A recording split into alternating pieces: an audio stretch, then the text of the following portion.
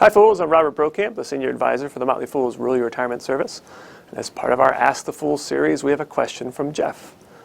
Jeff asks, after saving in an emergency fund, 401k, and IRA, what other investments should I make as a beginner? So I have to start off, Jeff, by saying that's very impressive if you can contribute to both of those accounts, especially if you're maxing them out, and especially if by beginner you mean that you're a young person, someone in their 20s.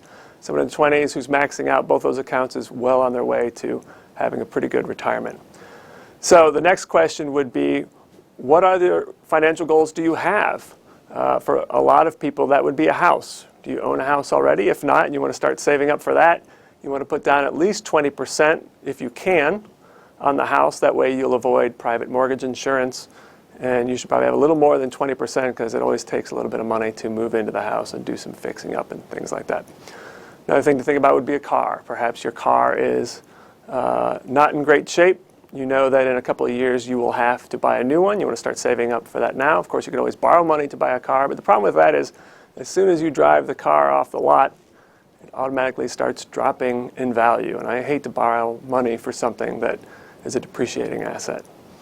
So those are a couple things to think about. I will assume that as a beginner you don't have kids yet, but if you do, college savings is the next thing to think about.